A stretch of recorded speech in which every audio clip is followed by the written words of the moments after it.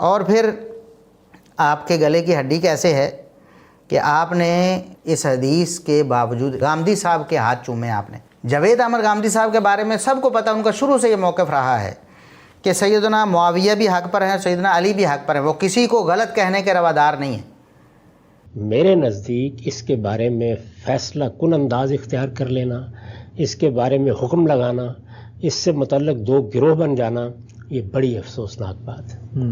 اس میں اگر آپ دونوں جانب کھڑے ہو کر دیکھیں تو دونوں گروہوں کے لیے بات کہنے کی گنجائش ہے. اچھا، بات ہے. اور جب ایسا ہو تو ہمیں اپنی اگلی نسلوں کو بھی یہ بتانا چاہیے کہ یہ وہ گروہ تھا جس کو اللہ تعالیٰ کہتا ہے کہ کنتم خیر امت، یہ صحابہ کرام کا گروہ ہے. ان کے مابین ایک بڑا اختلاف ہوا ہے، تلوار نکل آئی ہے، جنگ و جدال کی نوبت آ گئی ہے. تو اس معاملے میں روا روی کے ساتھ ایک طرف کھڑے ہو کر گفتگو نہیں ہو سکتی. میرے نزدیک آپ کے پہلے سوال کا جواب یہ ہے کہ معاملات کی نوعیت ایسی نہیں ہے کہ وہاں اس امت کے لوگ قیامت تک یا شیعان معاویہ بن کے کھڑے ہوں یا شیعان علی بن کے کھڑے ہوں. ہمیں اپنی اگلی نسلوں کو اس طرح سے تعلیم دینی چاہیے کہ یہ صورتحال تھی.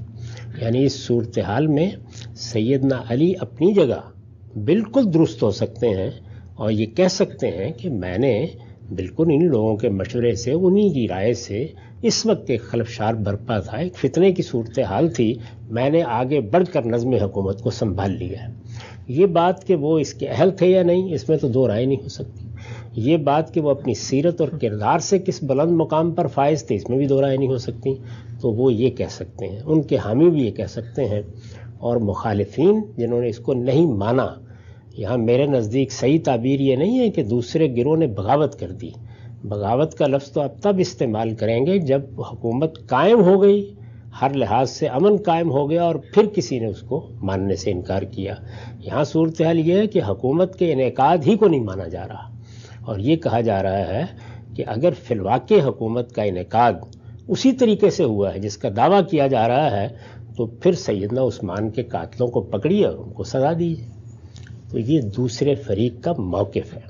اس میں نیتوں میں اترنا، محرکات طے کرنا، یہ ہمارا کام نہیں. یہ فیصلہ قیامت میں ہو جائے گا. اور یہ بھی ہمارا کام نہیں ہے کہ جس چیز کے بارے میں اس وقت صحابہ کرام کی جماعت اتفاق سے حکم نہیں لگا سکی، اس کے بعد اس کے بارے میں ہم حکم بھی لگائیں اور اس کی بنیاد پر دوسرے گروہ کو متون بھی کریں. دونوں کا موقف اپنی اپنی جگہ ایک بنیاد رکھتا ہے. وہ کہتے ہیں کہ دونوں حق پر ہیں اور دونوں درست ہیں اور دونوں کی اپنی اپنی توجیہات ہیں، کسی کو غلط کہنا یہ درست نہیں. یہ غامدی صاحب کا کہنا ہے نا، باوجود اس حدیث کے، وہ اس حدیث کو نہ مانیں، مثال کے تو کہتے ہیں نہیں مانتے اس حدیث کو، اس کے باوجود آپ ان کے ہاتھ چومتے ہیں اور ہمیں کہتے ہیں کہ ہم سیدنا معاویہ رضی اللہ عنہ سے ان کا دفاع کرتے ہوئے سیدنا علی رضی اللہ عنہ سے بغض رکھتے ہیں. حالانکہ ہم اس حدیث کو بھی ثابت مانتے ہیں اور ہم سیدنا علی رضی اللہ عنہ کو بھی حق پر مانتے ہیں. اور اگر سیدنا علی رضی اللہ عنہ کو اور سیدنا معاویہ رضی اللہ عنہ کو دونوں کو حق پر ماننا اگر یہ بغض اہل بیت اور بغض سیدنا علی ہے، تو پھر غامدی صاحب کے ہاتھ کیوں چومے آپ نے؟ شرم نہیں آئی آپ کو کہ اہل بیت کے دشمن کے ہاتھ چوم رہے ہو؟ یہ آپ کے گلے کی ہڈی ہے. آپ مجھے بتائیں 2812 کے باوجود آپ نے غامدی صاحب کے ہاتھ کیوں چومے؟ غامدی صاحب کی تعریفوں میں آپ زمین و آسمان کے قلابے ملاتے ہیں اور خود مانتے ہیں کہ یہ سیدنا معاویہ کا جھوٹا دفاع کرتے ہیں. خود آپ نے کہا نا کہ سیدنا معاویہ کا جھوٹا دفاع کرتے ہیں. حضرت معاویہ کی وہ جھوٹی تعریفیں کرتے ہیں. جب معاویہ رضی اللہ عنہ کو جھوٹا دفاع کرنا، آپ کے بقول ہم جھوٹا دفاع کرتے ہیں، حالانکہ ہم تو سچا کرتے ہیں. آپ کے بقول ہم جھوٹا دفاع کرتے ہیں اور ہم ہوئے اہل بیت کے دشمن، یا ہم ہوئے ناسبی. اور آپ نے ناسبی بھی کہا، ہم آگے ویڈیو آپ کی پیش کرتے ہیں. تو جب ہم ناسبی ہیں تو پھر غامدی صاحب کیا ہوئے؟ غامدی صاحب تو بڑے ناسبی ہوئے نا. وہ تو اس حدیث کو ہی مانتے نہیں ہیں، حدیث عمار کا انکار ہی سرے سے کر دیتے ہیں. تو جب وہ بڑے ناسبی ہوئے اور آپ ان کے ہاتھ چومتے ہیں تو شرم نہیں آتی آپ کو؟ یہ آپ کے گلے کی ہڈی ہے. آپ جواب دیں گے آپ لوگوں کو کہ آپ نے باوجود اس حدیث کا انکار کرنے کے غامدی صاحب کے ہاتھ کیوں چومے تھے؟